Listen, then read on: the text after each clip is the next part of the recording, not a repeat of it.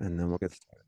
Okay, so welcome everyone. We are in Acts chapters 11 and 12 today, and we'll open with a word of prayer before we get going, and then thank you for being with us. Everyone got the notes okay? I should have asked that before we went live. Everyone got the notes okay, right? So, okay, good. So, all right, Father, we come to you today thanking you for your mercy and your grace, and we lift up our brothers and sisters in India, especially with this more radical government taking more and more power and moving more and more towards the Hindu world, and just bringing opposition and persecution to the church. That your church would be free to bring justice, to bring hope, to bring peace, to bring life to the people. And we're not asking for it to be a Christian nation. I'm not sure we want that. We want the church to be able to flourish in the midst of persecution and suffering and opposition. Give them grace, give them strength, give them courage. We pray, Lord, especially as we open up Acts and just hear these and read these stories about Peter and James losing his head because of opposition. Help us to understand and to have discernment what that means and what it looks like for us today, and give us discernment in all that we do. We thank you for these things. In Jesus' name we pray. Amen. All right. So I don't know who I made the co-host, but whoever it is, it's just, if you're aware, then if someone comes up in the waiting room, allow them to come in. So we're in Acts chapter 11, verses 19 through 30. By the way, so last week I was just obviously not in the right state of mind, but Peter, his name is Simon, just to clarify, his name is Simon, and Jesus calls him Peter. So Jesus adds a name for him. We might call that a Christian name. I think it might be the origin of the Christian names. Peter's name is Greek, and in Aramaic, it's Kephas or Cephas. And both in Aramaic, Cephas and Peter and Petros in Greek mean a rock or a piece of rock. That's a debate we don't need to get into. So we're in Acts chapter 11. Anybody have any questions or thoughts on anything that we've been discussing here?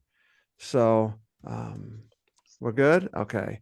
So one of the things I want us to see, and I didn't really stress this last week, I kind of alluded to it, is the crises in the church, the conflicts in the church, the problems that the churches are having.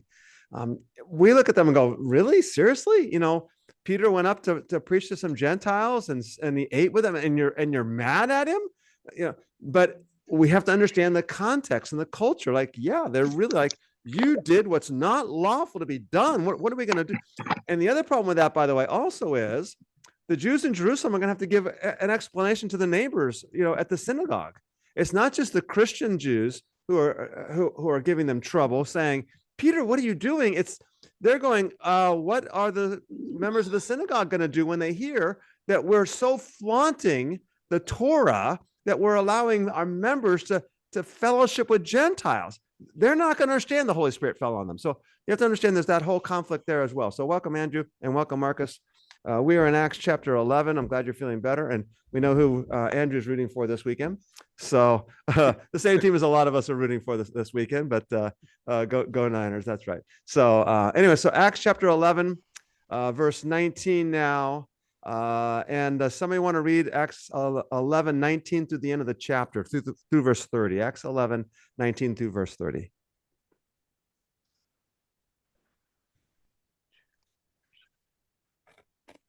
I can.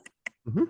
So then those who were scattered because of the persecution that occurred in connection with Stephen made their way to Phoenicia, Cyprus, and Antioch, speaking the word to no one except Jews alone. But there were some of them, men of Cyprus and Cyrene, who came to Antioch and began speaking to the Greeks as well, preaching the good news of the Lord Jesus. And the hand of the Lord was with them, and a large number who had believed turned to the Lord. The news about them reached the ears of the church in Jerusalem, and they sent Barnabas off to Antioch. Then when he arrived and witnessed the grace of God, he rejoiced and began to encourage them all with resolute heart to remain true to the Lord. For he was a good man and full of the Holy Spirit and faith, and considerable numbers were added to the Lord. And he left for Tarsus to look for Saul. When he found him, he brought him to Antioch, and for an entire year they met with the church and taught considerable numbers of people, and the disciples were first called Christians in Antioch. Now at this time some prophets came down from Jerusalem to Antioch.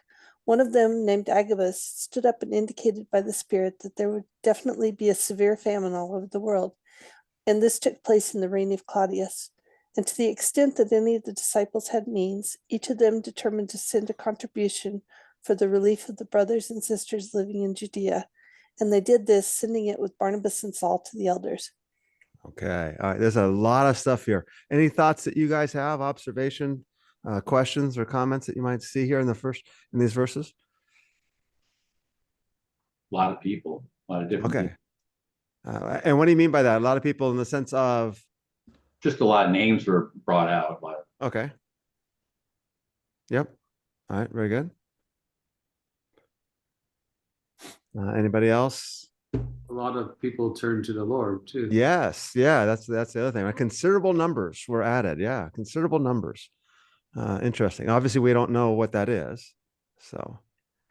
It also says this is when they were first called Christians. Yes. Right. Okay. So we'll discuss that also. Yeah. That's right. Yep. And the church in Jerusalem was kind of concerned and sent Barnabas. Yes. All right. So remember earlier when the gospel spread to Samaria, and Simon the sorcerer, so they sent Peter and, hey, Peter, go check it out. Now they're sending Barnabas. Hey, Barnabas, go.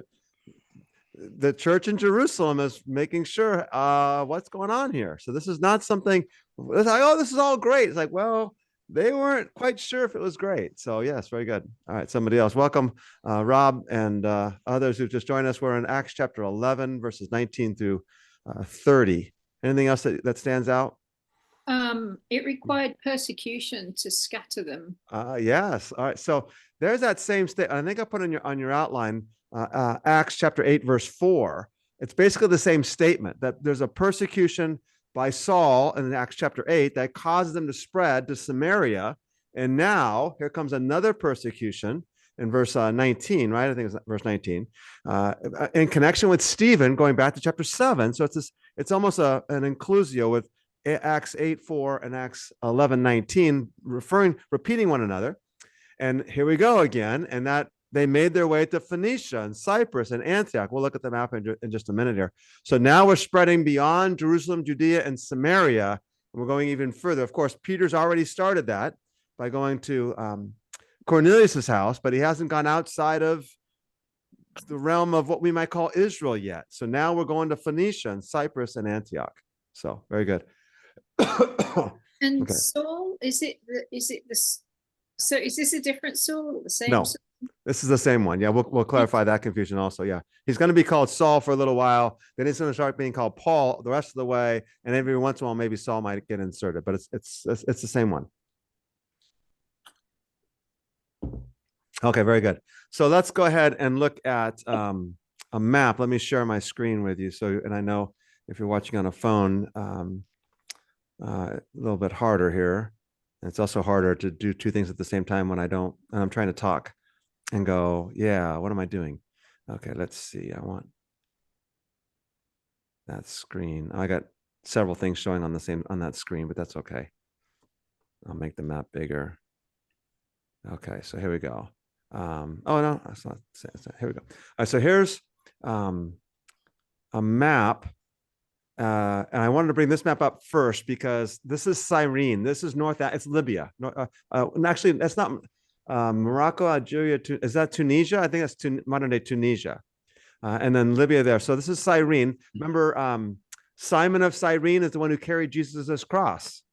And in Mark's gospel, Simon is mentioned as the father of Alexander and Rufus, which means his kids were known in the church. So now we have another man. It's going to be Lucius of Cyrene that we'll mention. We'll probably meet in a little bit. So North African Christians there. Okay. And then let's skip down to this map down here. I'm surprised that map's not as good as we would like it to be. But so here we go. Let's see if I can get this one to focus a little bit. So here's Antioch. Antioch is on a river. I think there's a famous river that kind of runs from Antioch. So it's not a coastal city, which is interesting. The seaport is Seleucia, and we'll see that in chapter 13, Seleucia. I'm sorry, but the dogs have to come out because it's the only place they can use the restroom. Sorry about that, because if I let them out that side of the house, they start barking over there and I can't control them. So sorry about that. But anyway, so this is the seaport of Seleucia. But because there's a river that goes from Seleucia, this is the Mediterranean Sea. If we can see the map a little bit better. So here's Rome, or Italy, and Antioch will be right here. If you can see where my cursor is right there. So this is Asia Minor, modern day Syria right here, Lebanon, Israel here, Turkey here. So that's kind of where we are on this particular map. And we want this map. Okay, so this is Antioch. Now, Antioch is the second or third, depending on who you ask on a given day, largest city in the Roman Empire. There's Rome with maybe as many as 2 million people, most of them being slaves. Then there's Antioch and Alexandria, Egypt. So Alexandria down here, Egypt. Those are the second and third largest cities, both having about 500,000 inhabitants. They're huge, huge cities. So Antioch is a great place, and it becomes the center of the church now because it's a cosmopolitan city. Jerusalem's just not going to work as a center of the church because Jerusalem's Jewish. And so you have that problem there where it's just not a cosmopolitan place. Now, always notice that they came down to Antioch. You're going to see this all the time in the Bible. They came down to Antioch. And the reason why is because Jerusalem is up on the hill. It doesn't matter if you go uphill anywhere else. Jerusalem is on the mount, where Mount Zion is, where the temple is. You always go down from Jerusalem. It doesn't matter if you're going north, south, east, or west. You go down from Jerusalem. So they come down to Antioch, even though it's north on the map. Cyprus is this island right here off the coast of Turkey. So, and we'll remember, I'll point it out now, we'll see it in chapter 13. Barnabas is from Cyprus. So Barnabas is from Cyprus. So it may actually, that might be the reason why they sent Barnabas up. Hey, what's going on? And then we have, well, Phoenicia is not shown in this map here, but it's where Tyre is. So it's not shown on any of these maps. Oh, there it is. So this one here is showing that it's Phoenicia right here. So Phoenicia is it's Lebanon and maybe part of Syria today. But the cities of Tyre and Sidon, you'll see in the Jesus stories also here in the book of Acts. That's Phoenicia. So now there's Caesarea. So we had the Ethiopian on the way to Gaza. He's not circumcised because he's a eunuch, and he becomes a convert, first Gentile convert. Now we have a Roman in Caesarea, but we're still kind of in this geographic area of Jerusalem and Judea and Samaria. And now we have the gospel spreading to Antioch and spreading beyond Antioch to Phoenicia and Cyprus and elsewhere. So, all right, any questions before I put the map away? We're good. Okay, very good. I got to move my window back here. Okay, so here yeah, please. It's not a question, but just so much as a commentary for clarification for everybody. Caesarea can be confusing because there's Caesarea Maritima and then there's Caesarea Philippi, but that's to the north of the Galilee, right? Yeah. And you've been to Caesarea Philippi, right, Anthony? Isn't that the same as yeah? There's another name for it, but yeah, it starts with a B, Batea. Yeah. Let me bring the map back up. That's right. Caesarea Philippi is in the north. So lots of cities want to be recognized by Rome and have favors. So you name the city after Caesar. There's all kinds of Antiochs too. There's Antioch, Antiochus. There's going to be Antioch up here in Pisidia. So, whoops, I didn't want to do that. But there's Pisidia and Antioch right here. So, and there's just Antiochs everywhere because Antiochus is the one who founded these cities, a Greek ruler. So, okay, let me see if I can find the map. It's going to have us Caesarea Philippi. Yeah, there you go. This one's going to have Caesarea Philippi right here. So there's Caesarea Philippi. So it's way up in the north. As far as we know, that's as far north as Jesus ever traveled was Caesarea Philippi. So that's there. And then the Caesarea Maritima. This one here is Caesarea on the sea is what that means. And that's just Caesarea. So when you say Caesarea, you mean Caesarea Maritima. If you mean another Caesarea, you mean Caesarea Philippi. So, okay. All right, good. Anybody else? So which Caesarea was it that Jesus went to?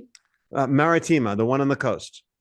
Okay. Yep, the one on the coast. And that's the headquarters of Herod, of Pilate, of the Roman government in Jerusalem and of Judea. That's where they are. That's where they stay.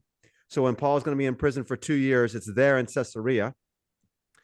And the governor or the procurator or the king or the tetrarch, whoever's in power is going to come to Jerusalem only when there's a large influx of people, which is during the festivals, during the feast, Passover, Pentecost, Tabernacles.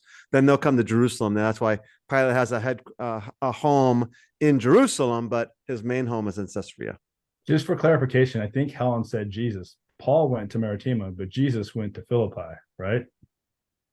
Oh, I'm sorry. Did I? I'm sorry. I misheard your question, Helen, and I misspoke. If I did mishear your question, I think I misspoke.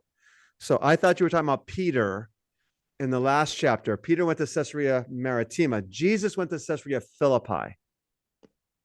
Is that okay? Yeah. So Jesus went to Caesarea Philippi, and he says the gates of hell will not prevail against his church. He declares himself to be the Christ. And who do the people say that I am? That seems to be up in Caesarea Philippi. My apologies. I wasn't paying attention. I thought you were just alluding to the previous week's lesson of Peter. And if I recall correctly, you mentioned the B, but wasn't it Banyas? Banyas. Yeah, that's right. Yep. Something like exactly. So, yep. And there's a long story behind that. So, okay, let's look at the notes unless there's any other questions here. All right, here we go. I have a question, Rob. Yeah, please. Yeah, Marla. And sorry I didn't say hello earlier. I had a mouthful of dinner. You're totally fine. You're totally fine. So did Paul then just jump right into ministry as soon as he was converted? Good question. I thought he No, waited. he does. Okay. He does wait. So let's go a little bit further in the notes, and I'll give him a more complete answer for that. That's a good question. Yes. All right, So thank you. you're welcome. Okay. So notice they begin in chapter 11, verse 19. Those who were scattered because of the persecution in connection with Stephen made their way to Phoenicia, Cyprus, and Antioch, speaking to Jews only. You're like, wait a minute, guys, you're in Gentile territory. But they're only speaking to Jews. Then some men from Cyprus and Cyrene, verse 20, came to Antioch, and they began speaking to the Greeks also. So notice verse 19, those who were scattered because of the persecution could be Hellenistic Jews, but it could be even Hebraic Jews that were like forced to leave the city. They're only speaking to the Jews.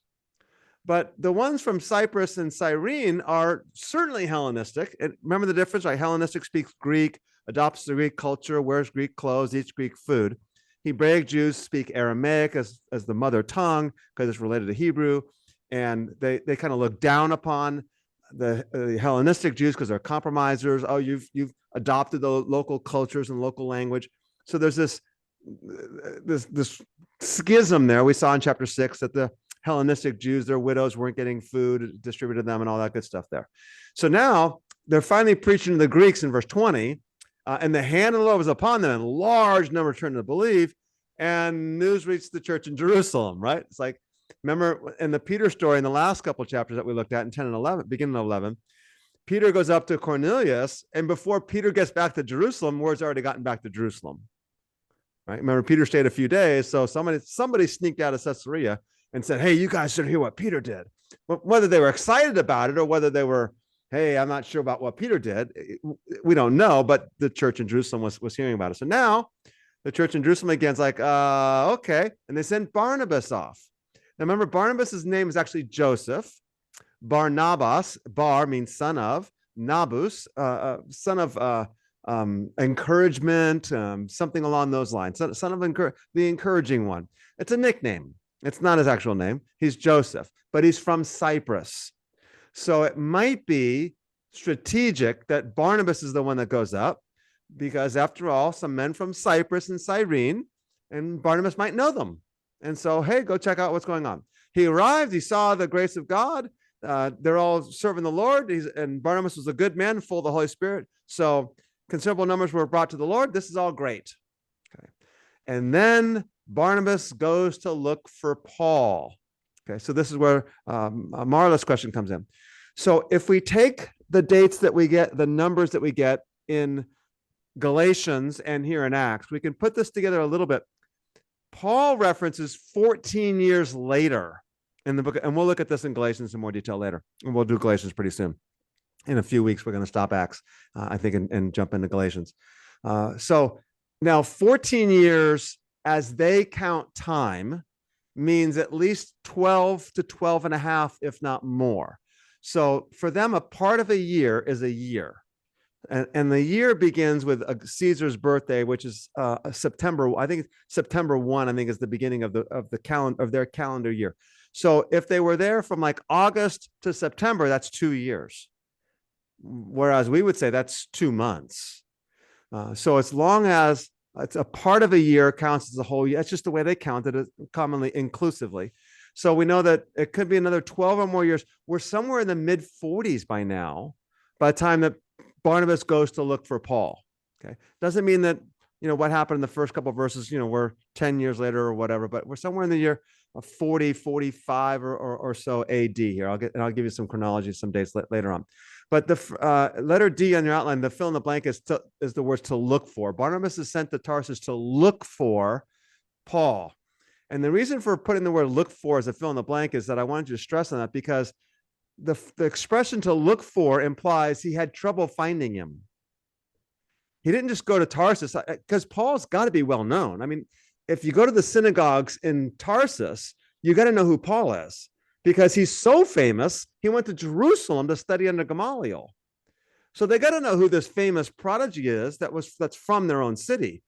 This suggests, and we're totally reading into it now, we don't know this, but it seems to indicate Paul's not welcome in Tarsus very much because Barnabas can't find him very easily. So we don't know that, but it seems that the Greek is indicating that there's something going on, that Paul is hard to find even in Tarsus, where he should not be hard to find. Just go to the synagogue. It should be easy to, and there might be multiple synagogues in Tarsus, but it should be easy to find him. Okay, so now there's some traditions about, and we don't know this, that Paul was married and then his wife left him. And we don't know that, but Paul says, do I not have a right to take a believing wife along with me? But I don't exercise that right, which seems to indicate that maybe if here's the idea. If Paul is a budding rabbi in Jerusalem, and he's married. Jesus is an exception.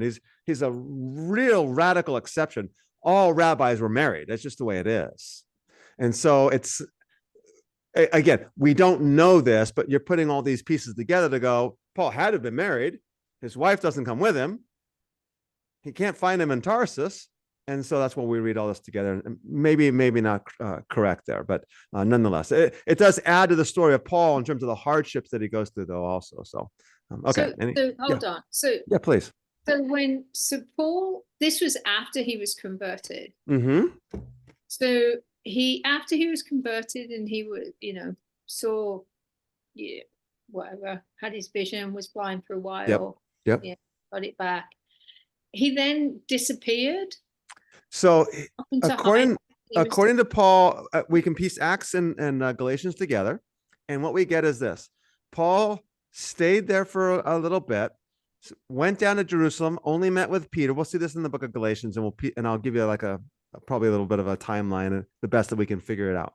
Only met with Peter, went back up to Damascus, and then he went off into the desert for 3 years. Okay. And then he comes back and then it ends up going up to Tarsus for as much as 14 years. But again, 14 years as they count time might be like 12 and a half years.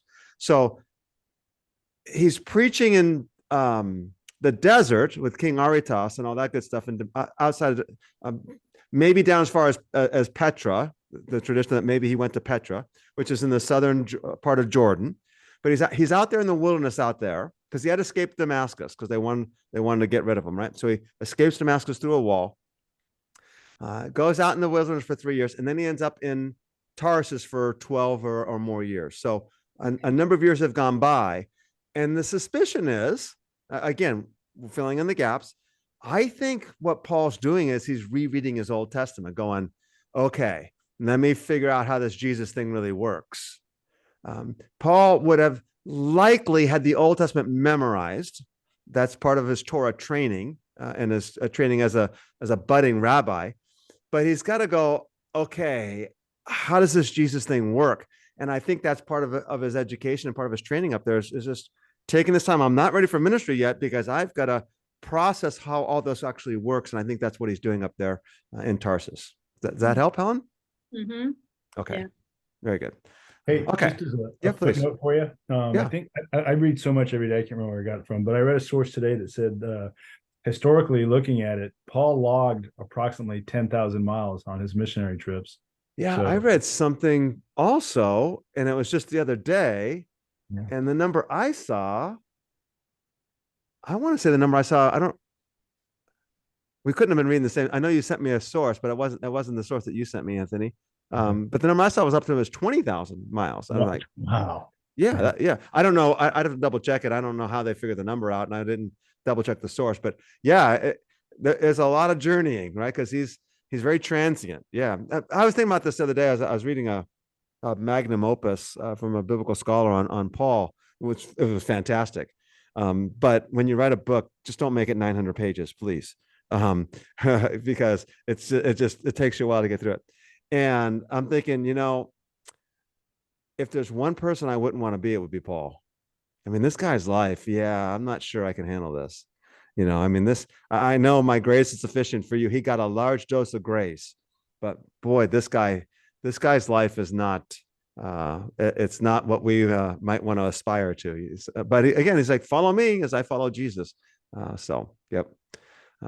We'll check out those numbers, Anthony. If you find out where you got your number from, that we'll figure it out. So, okay. So now back to letter. I'm not sure if it's letter E in your notes. Yeah, letter E. They returned to Antioch and ministered for a year. They're first called Christians there. The term Christians is probably a slander.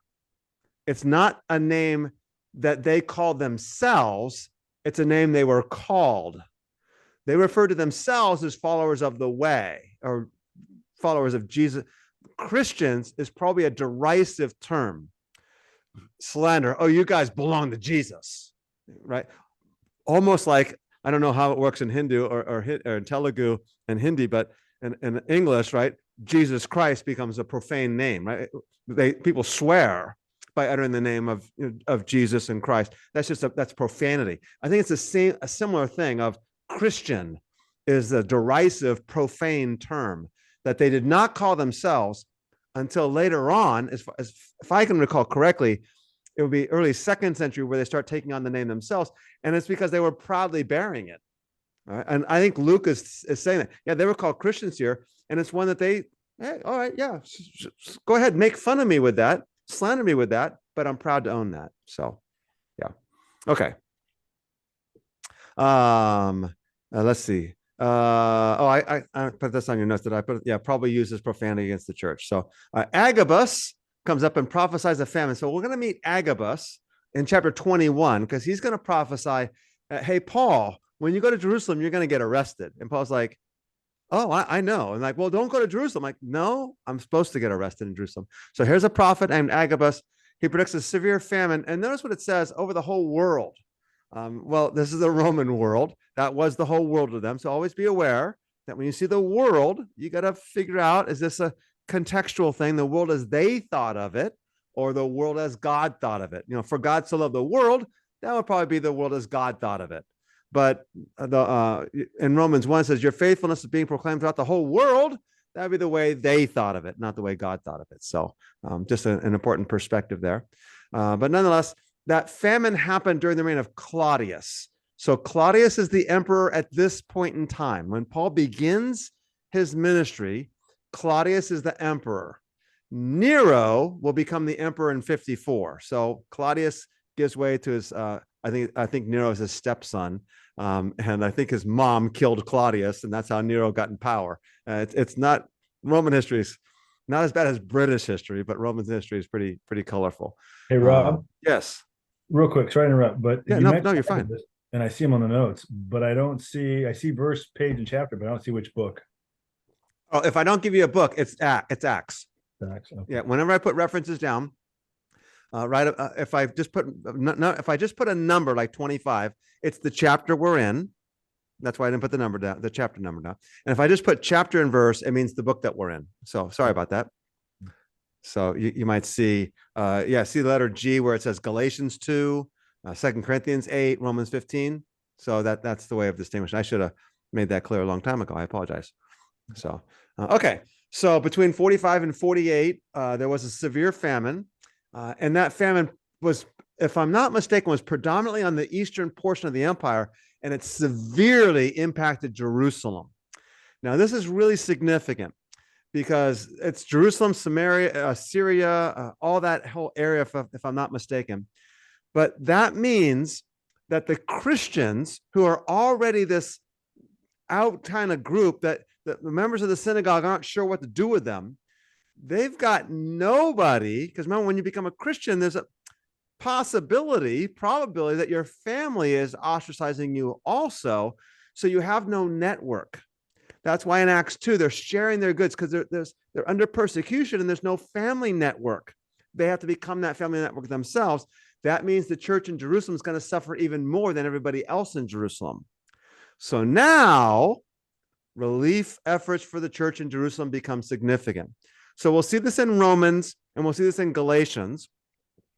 And that is, hey, Paul, you can go off to the Gentiles, but don't forget the Jews. Don't forget the poor in Jerusalem. Don't forget us. Don't forget where you came from. And Paul's answer in Galatians says, that's the very thing I was planning on doing.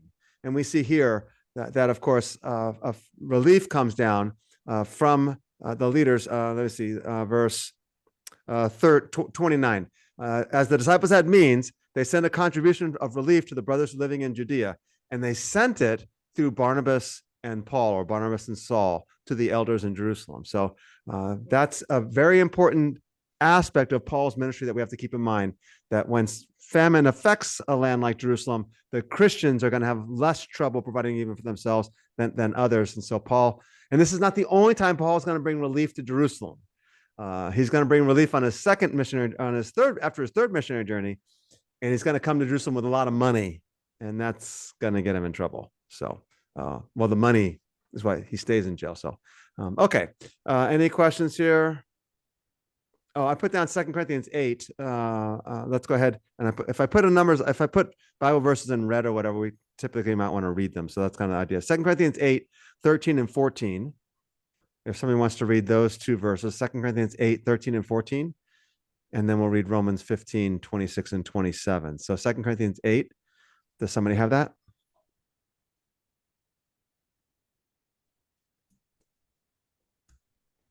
I got it. Thank you, sir. I do not mean that there should be relief for others and pressure on you, but it is a question of a fair balance between your present abundance and their need, so that their abundance may be for your need, in order that there may be a fair balance. Okay, there might be equality. Very good. All right. So Romans 15, 26 and 27. And this is Paul right before he heads to Jerusalem. Romans 15, 26 and 27. And he's referring to Greece. Macedonia and Achaia are provinces of Greece, in Greece. Someone have it? I got it. Thank you. 26 and 27. Please. For Macedonia and Achaia, is that how you say it? Achaia, either way. Achaia. Okay. Are pleased to make some contribution for the poor among the saints in Jerusalem, for they were pleased to do this. And indeed, they are indebted to the Jerusalem saints. For if the Gentiles have shared in their spiritual things, they are obligated also to minister to them in material things. Okay, very good. Now, Romans is written in around near 55, 56 AD, so 10 years later. So the famine is over with. But notice he's collecting an offering for the church in Jerusalem. And the churches in Greece and elsewhere have gathered money together. That's where we get the statement in 1 Corinthians 16. Hey, set aside some money every Sunday when you get together, right? Or when you gather. And the idea of tithing on a weekly basis comes from, because Paul was taking that collection there. So, okay. All right, let's see. Hey, real quick, there's Yeah. a real specificity there, and that he's Yeah. talking about the saints in Jerusalem. So it's not for all the poor in Jerusalem. It's That's correct. specifically the church, right? That's correct. Yeah. That doesn't mean that they didn't extend charity to outside the church, but it's caring for the idea of caring for your family, or as Timothy will say, as Paul will say to Timothy, the household of God. Paul says in Galatians 6, let me actually look up the verse so I can quote it correctly. Galatians 6, he says, while we have this is Galatians 6, verse 10. While we have opportunity, let us do good to all people, especially to those of the household of faith. So there you go. So the primary, and by the way, that's this. I don't mind it. It's not what the text says, so I guess I do mind it. But I don't know if it happens any longer. But back in the day, at 2:00 in the morning, you get these TV 30-minute infomercials for Compassion International or some relief agency, and they're talking about the starving children in Africa or wherever it might be, and they always quote Matthew 25, whatever you did to the least of these brothers of mine, you did to me. But Matthew 25 is talking about followers of Jesus. When you gave them a cup of cold water, you did so for me, because these brothers of mine in the Gospel of Matthew is technical language for the followers of Jesus. And so it's actually okay to give money to the starving children in Africa too, but Matthew 25 is actually not advocate. That's what Jesus, he's not saying that in Matthew 25. So, yep. Very good. Okay, here we go. I put on the notes there, such giving, number one, was normal in antiquity. Luke stresses on care for the poor throughout it. That's just central to the Gospel of Luke in his story, which I've always said, really intriguing how Luke and Acts are written to Theophilus, a wealthy, powerful man in Rome, and yet the entirety of the book is, woe to you who are well-fed, because you will be hungry then. Woe to you, but blessed are you who are poor, for yours is the kingdom of God. It's like, what does Theophilus do with this? But the next fill in the blank, though, is the apostles in Jerusalem confirmed that Paul was entrusted, and the apostles are Peter, James, and John. Peter, James, James, Peter, and John. And that'll be important as we get to the next chapter.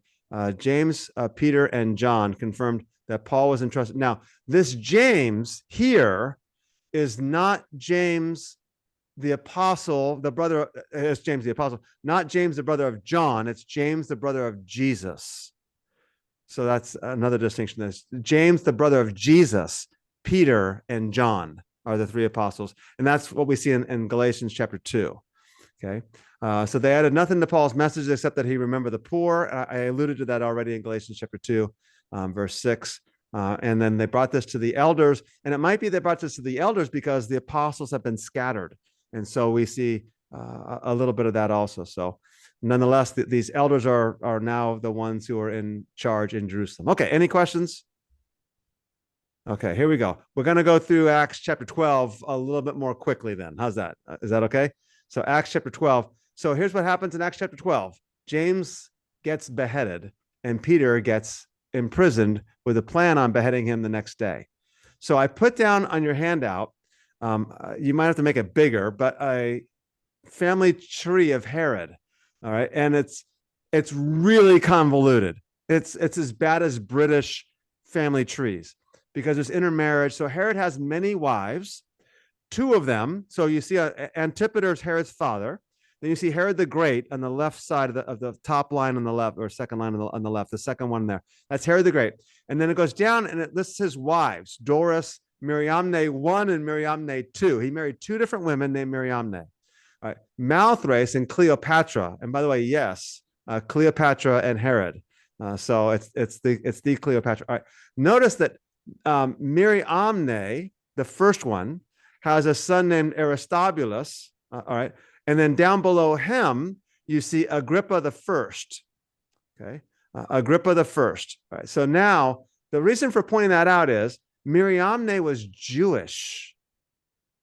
And so what the Jews had been hoping for was that there would be a king, a Jewish king that would come and that would lead triumphantly a restoration of the Jewish people.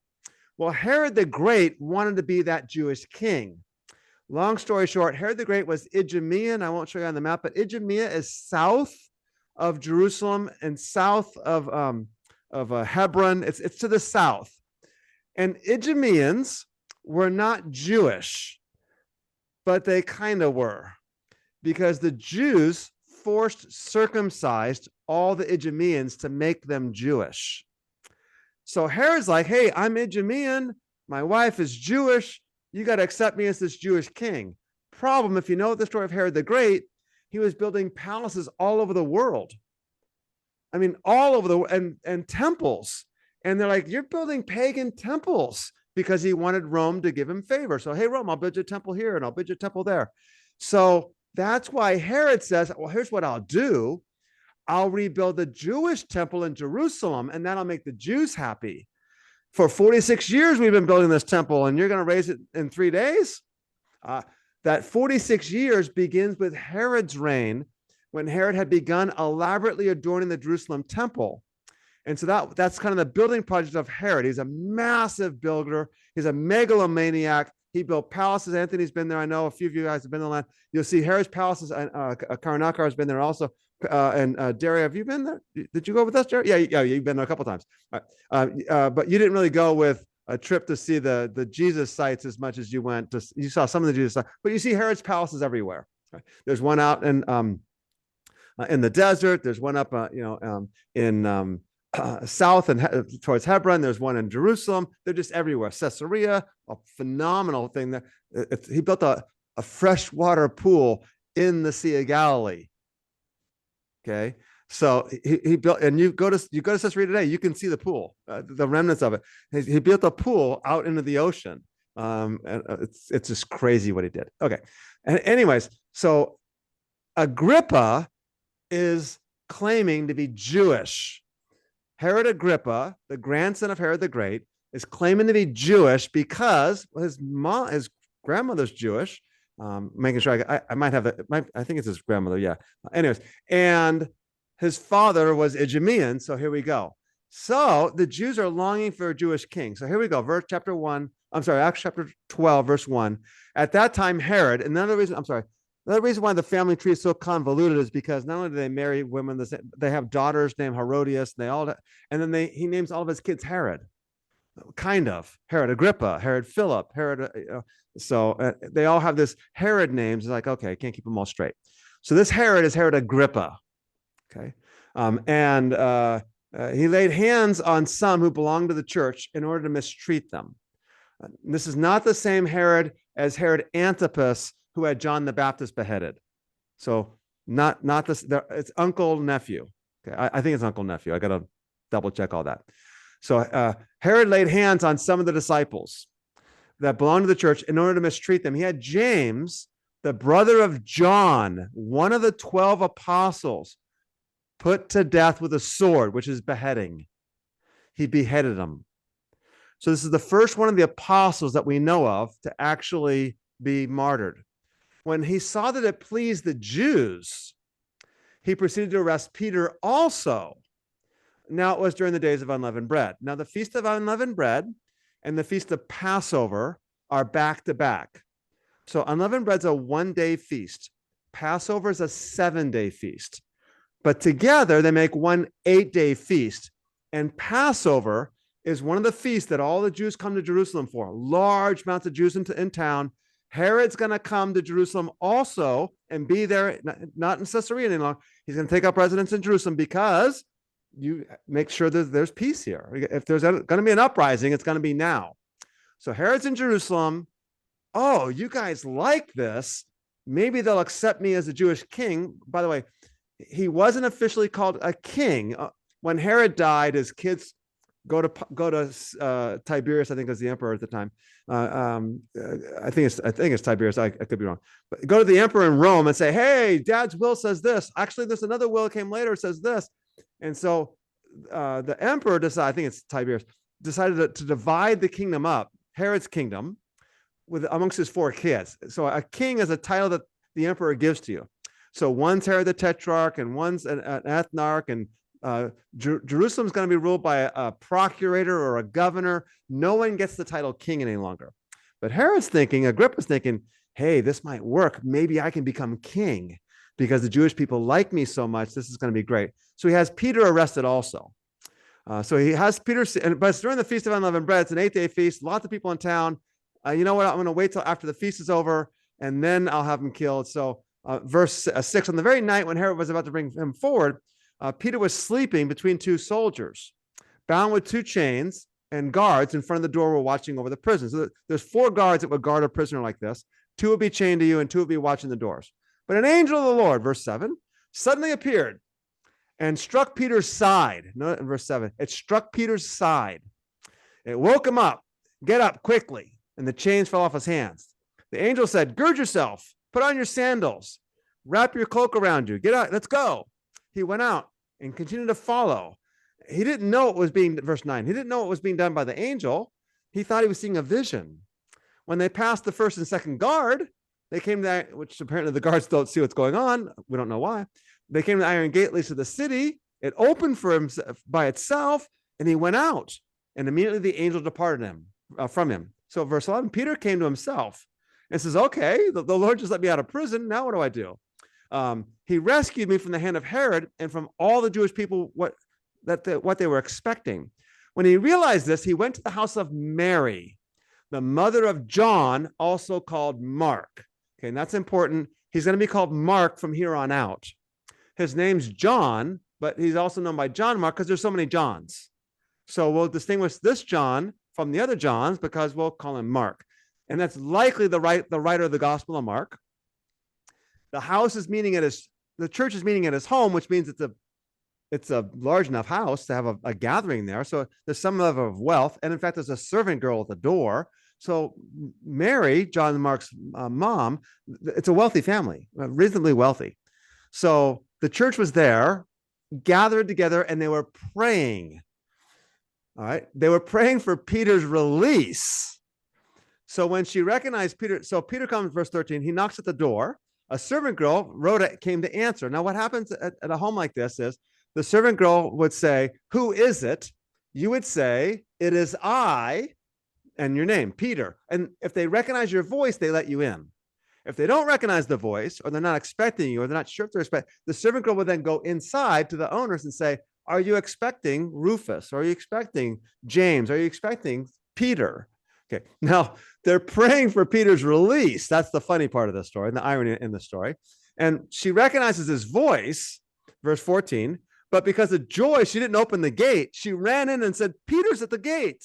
They said, verse 15, you're out of your mind, which means your prayer's been answered. And they're like, no way, right? It's like, are they expecting the prayer to be answered or not to be answered? Apparently they weren't expecting it to be answered because it got answered. Peter's at the gate, and they're like, no, you're crazy. She kept saying that it was so, and they said, well, maybe it's his angel, right? Which raised a whole bunch of other questions. Verse 16, Peter kept knocking because the door was locked, and they opened the door. They saw him and were amazed. Now he motioned with his hand to be silent. Now remember, they're going to kill him the next morning.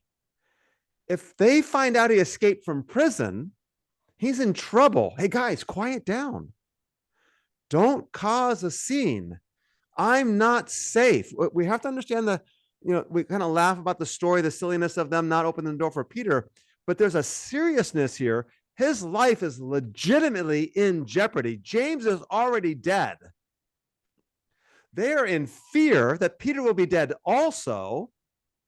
And now he's at the door. Quiet down, quiet down. And so he motions with his hand. He described him how the Lord let him out of prison. And he said, report these things to James. And that's why we know it's the other James, because the first James, the brother of John, is dead. The James that Peter says report to, which means the person that you're reporting to is the one who's in charge.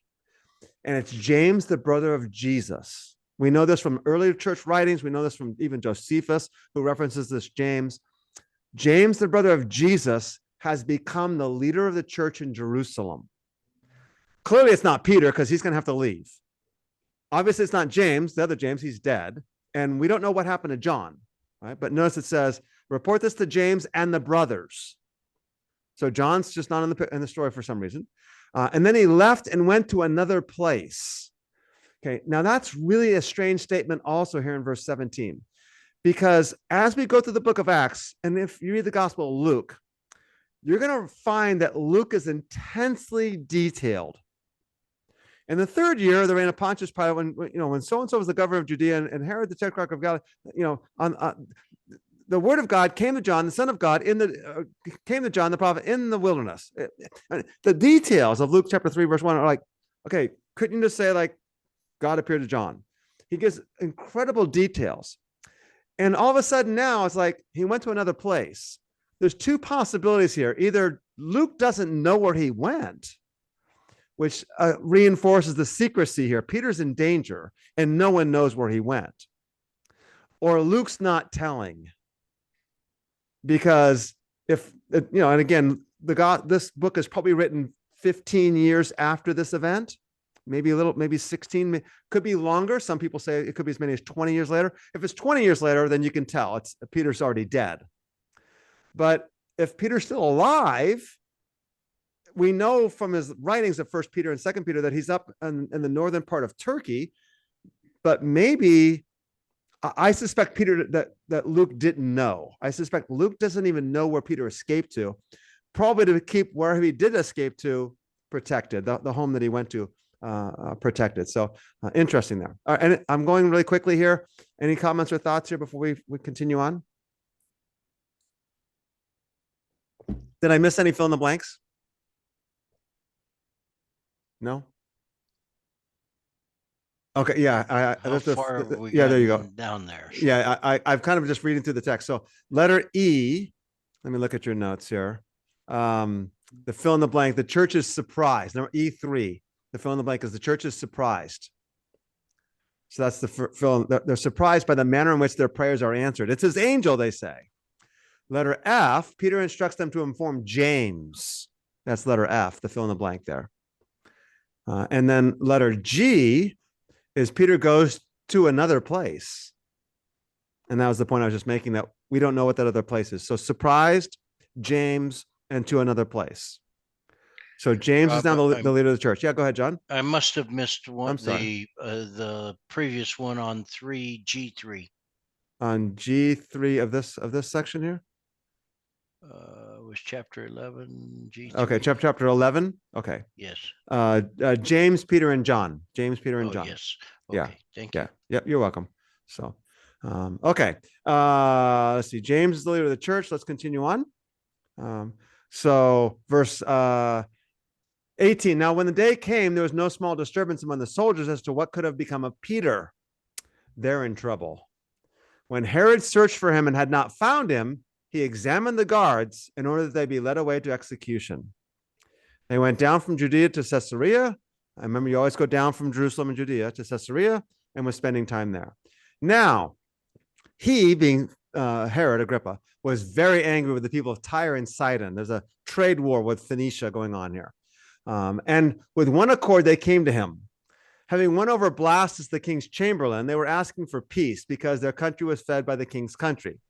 On an appointed day, Herod, having put on his royal apparel, took his seat in the rostrum and began delivering an address to them. And the people kept crying out, "The voice of a God and not of a man." An angel of the Lord immediately struck him because he did not give glory to God. And he was eaten by worms and died.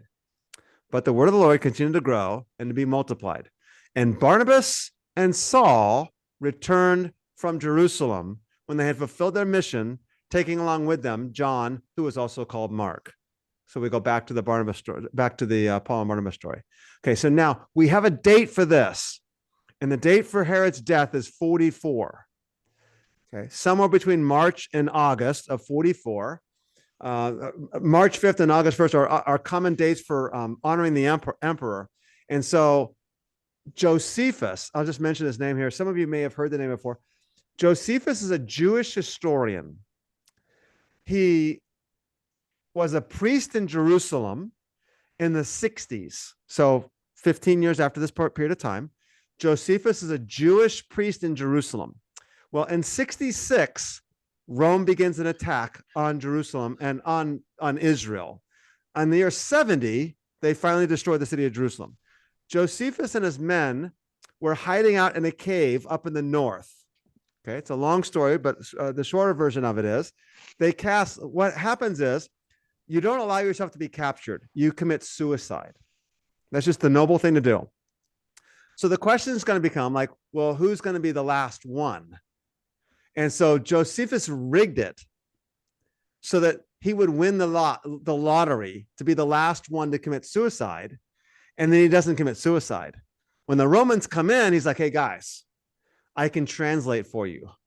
I've been a priest in Jerusalem. I know Jerusalem really well. I'll help you out. And he goes to work for the Roman general Titus. I think this is in year 69, 70. Titus becomes the Roman emperor, but his father right now, Vespasian, is the emperor. He sends his son Titus to conquer Jerusalem. And Josephus begins to work for Rome. And because of that, when the war ends, they take him to Rome, and he lives high on the hog in Rome. And he's actually hired by the Roman Empire to write a history of the Jewish people. So he writes a couple of works, but one of them is called the Antiquities, or the history of the Jewish people. And it's interesting because he writes the Old Testament story.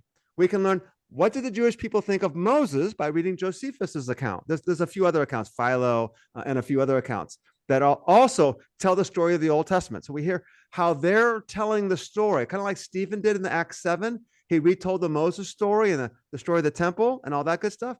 So Josephus is telling the story, but Josephus also includes all the way up until the destruction of Jerusalem in the year 70, which means he mentions Jesus on a couple of occasions briefly. He mentions John the Baptist, and he also mentions James, the brother of Jesus, who is stoned in the year 62 AD. So we get a couple interesting stories from Josephus. But Josephus tells about this story.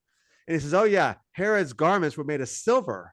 And when the morning sun came up, the sun shone off the silver garments and reflected, and the people are like, oh, a god.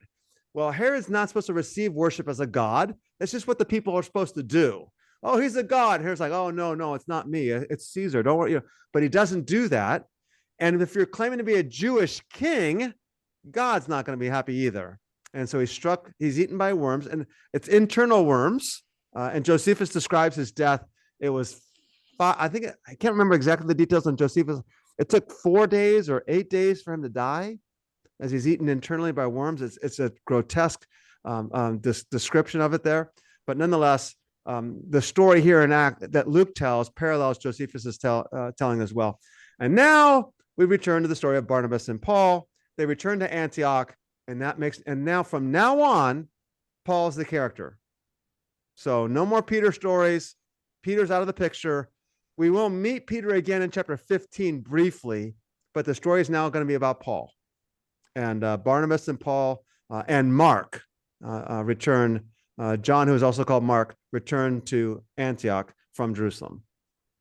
See, I got 2 minutes to spare. Any questions?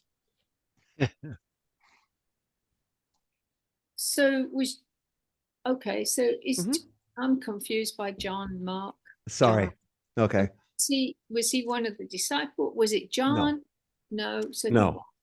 Okay. So he is apparently the nephew, and this came up, I think, last week. We think he's the nephew. The Greek word could be cousin or nephew of Barnabas. And his family obviously was wealthy in Jerusalem. And remember, Barnabas owned property in Cyprus that sold land. So it's a fairly wealthy family.